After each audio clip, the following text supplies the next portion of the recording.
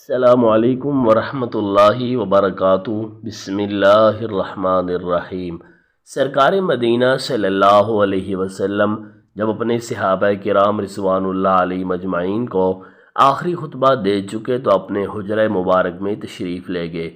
پھر جب آپ پر غشی یعنی بے ہوشی طاری ہو گئی تو دروازے پر ایک شخص نے ایک دیہاتی کے انداز میں آ کر السلام علیکم اے نبوت کے گھر والو، فرشتوں کے بار بار آنے کی جگہ کیا مجھے اندر آنے کی اجازت ہے؟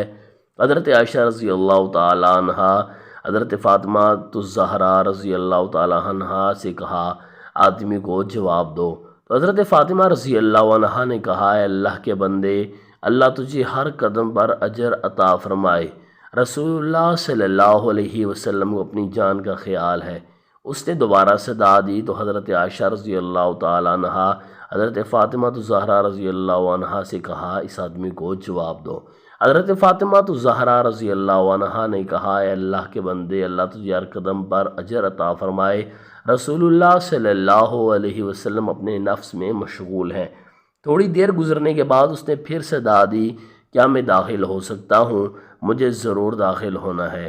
تو رسول اللہ صلی اللہ علیہ وآلہ وسلم نے حضرت عزرائیل علیہ السلام کی آواز سن لی۔ فرمایا فاطمہ دروازے پر کون ہے؟ انہوں نے عرض کی اللہ کے رسول، ایک آدمی دروازے پر اندر آنے کی اجازت مانگ رہا ہے۔ ہم نے اسے 2 مرتبہ جواب دیا ہے تو اس نے تیسری بار صدا دی جس سے میری جان کانپنے لگی۔ رسول اللہ صلی اللہ علیہ وسلم نے فرمایا اے فاطمہ، کیا تو جانتی ہے دروازے پر کون ہے؟ یہ لذتوں کو ختم کرنے والا ہے، جماعتوں کو بکھیرنے والا ہے، یہ عورتوں کو بیوہ کرنے والا ہے، بچوں کو یتیم کرنے والا ہے، یہ گھروں کو آباد اور قبروں کو آباد کرنے والا ہے، یہ ملک الموت ہے۔ فرمایا اے ملک الموت، اللہ پر رحم کرے، داخل ہو جاؤ۔ پس ملک الموت رسول اللہ صلی اللہ علیہ وسلم کی بارگاہ میں آئے تو رسول اللہ صلی اللہ علیہ وسلم نے فرمایا اے ملک کلمات، تم صرف میری زیارت کرنے آئے ہو یا جان قبض کرنے کے لیے؟ اس نے عرض کی میں دونوں کام کرنے کے لیے آپ کے پاس آیا ہوں۔ مجھے اللہ تعالیٰ نے حکم دیا کہ میں آپ کی اجازت کے بغیر آپ کے گھر میں داخل نہ ہوں اور آپ کی روح آپ کی اجازت کے بغیر نہ لوں۔ اگر آپ اجازت دے تو ٹھیک ہے، ورنہ میں اپنے رب کے پاس لوٹ جاؤں گا۔ المعجم الکبیر۔ یہ ہے شان میرے محبوب صلی اللہ علیہ وسلم کی۔ ان کے جسم انور سے روح قبض کرنا تو درکنار، ان کی اجازت کے بغیر ان کے گھر میں بھی داخل نہیں ہو سکتے۔ حضرت عزرائیل علیہ السلام نے عرض کی یا رسول اللہ صلی اللہ علیہ وسلم، بڑے بڑے بادشاہوں کی روح کھینچتا ہوں لیکن کسی سے بھی نہیں پوچھتا، کسی سے اجازت نہیں لیتا، لیکن اللہ رب العزت نے حکم دیا کہ میرے محبوب کے گھر جانے کی بھی اجازت لینی ہے اور روح قبض کرنے کی بھی اجازت لینی ہے۔ اگر وہ اجازت عطا فرما دیں تو اندر جانا، اگر اجازت دیں تو روح قبض کرنا، ورنہ واپس لوٹ کر میری بارگاہ میں آ جانا۔ یہ ہے مقام محبوبیت۔ لیکن آج کے گمراہ قسم کے لوگ اس عرفہ والا مقام کو سمجھتے نہیں اور اپنی مثل قرار دیتے ہیں۔ یہ تو وہ مقام ہے کہ جہاں ملک الموت دستے بستہ اذن مانگ رہا ہے کہ میرے رب نے حکم دیا ہے کہ اگر میرے محبوب صلی اللہ علیہ وسلم قبض روح کا اذن عطا فرما دے تو ٹھیک ہے، ورنہ گستاخی نہ کرنا اور فوراً واپس لوٹ کر میری بارگاہ میں حاضر ہو جانا۔ سیاہ ستہ میں یہ حدیث موجود ہے کہ خالق کائنات نے حضور نبی اکرم صلی اللہ علیہ وسلم کو باقاعدہ اختیار دیا تھا کہ اے محبوب، اگر ہمیشہ کی زندگی چاہو تو ہمیشہ زمین کے اوپر چلتے پھرتے رہو، اور اگر چاہو تو میرے پاس آ جاؤ۔ یہ آپ صلی اللہ علیہ وسلم کی چاہت تھی کہ آپ نے فرمایا اللہم رفیق العالی، یا اللہ یا عز و جل، میں نے صحابہ کو سب کچھ بتا دیا ہے، اب میں رفیق اللہ کو پسند کرتا ہوں۔ یہ اختیار کسی اور کو نہیں دیا گیا بلکہ انبیاء کرام کو دیا گیا، لیکن محدود کے جتنا عرصہ رہنا چاہو رہ لو، بالآخر تمہیں آنا پڑے گا۔ لیکن رسول اللہ صلی اللہ علیہ وسلم کو خالق کائنات نے اذن عام دے دیا کہ چاہو تو ہمیشہ کے لیے زمین والی زندگی اختیار کر لو اور چاہو تو میرے پاس آ جاؤ۔ نبی اکرم صلی اللہ علیہ وسلم نے اپنے اختیار سے اللہ عز و جل کی رفاقت کو پسند فرما لیا۔ حضرت ملک الموت علیہ السلام نے عرض کیا کہ میں آیا ضرور ہوں، میرا مقصود تو آپ کی زیارت کرنا ہے، اور اگر اجازت دیں تو روح قبض کر لوں، لیکن یہ روح قبض کرنا آپ کی اذن سے مشروط ہے کہ اذن ہو تو ٹھیک، وگرنہ چلا جاؤں گا۔ نبی کی وفات کا صدمہ صحابہ پر تازہ تھا۔ امیر عمر نے اعلان کیا جو شخص کہے گا کہ نبی فوت ہو گئے اس کا سر قلم کر دوں گا۔ کچھ لوگوں نے کہا اللہ کے نبی دوبارہ زندہ ہو کر آئیں گے، بہت سے کام آپ نے کرنے ہیں۔ سیدہ فاطمہ کی زبان پر یہ شعر تھا، مجھ پر رنج و الم کے پہاڑ توڑ دیے گئے، اگر یہ دنوں پر توڑے جاتے تو سارے دن شدت الم کی بنا پر راتیں بن جاتی اور دن کا نور ختم ہو جاتا۔ سیدنا انس بن مالک رضی اللہ عنہ فرمایا کرتے تھے، ایک دن نبی صلی اللہ علیہ وسلم نے مدینہ کو روشن کر دیا اور ایک دن مدینہ کو تاریک کر دیا۔ روشن کب کیا؟ جب ہجرت کر کے مدینہ میں داخل ہوئے، اس دن یہ منور تھا، روشن تھا۔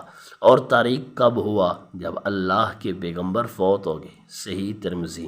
سیدہ عائشہ کو یقین نہیں آ رہا تھا آپ فوت ہو گئے ہیں، حالانکہ جب آپ فوت ہوئے تو آپ کا سر سیدہ عائشہ رضی اللہ عنہا کے ساتھ ٹکا ہوا تھا، حتیٰ کہ فرماتی ہیں میں نے کمرے میں کدالے کچلنے کی آواز سنی کہ قبر کھودی جا رہی ہے، پھر مجھے یقین آیا۔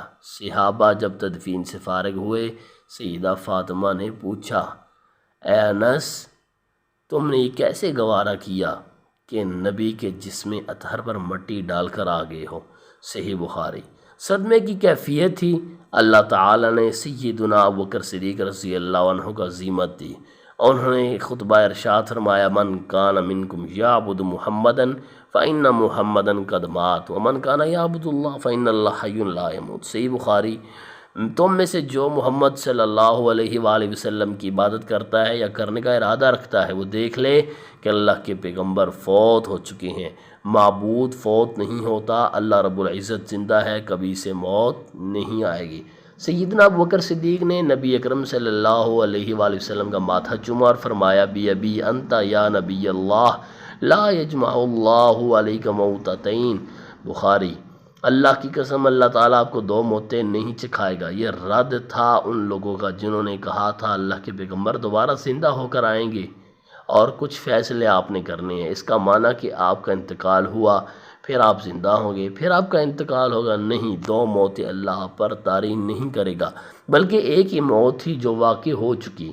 یوں لوگوں کے خلجان کو، ان کے شبہات کو ابوبکر صدیق نے دور فرمایا۔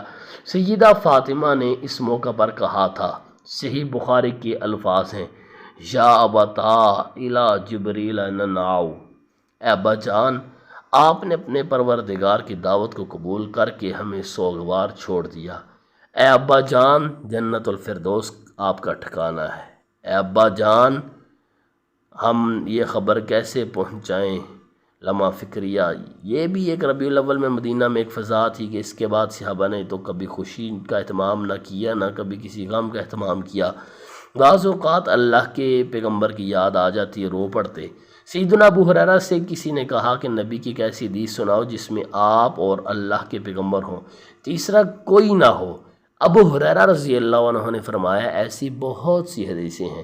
ایک جگہ کی طرف اشارہ کیا، یہاں بیٹھے ہوئے تھے، نبی بھی ساتھ تھے، اتنا کہہ کر بے ہوش ہو گئے۔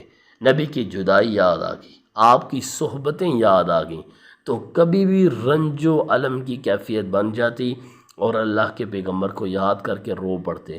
لیکن اس دن کی آمد پر کسی خوشی کا اہتمام، کسی غمی کا اہتمام، ایسا کچھ نہ تھا۔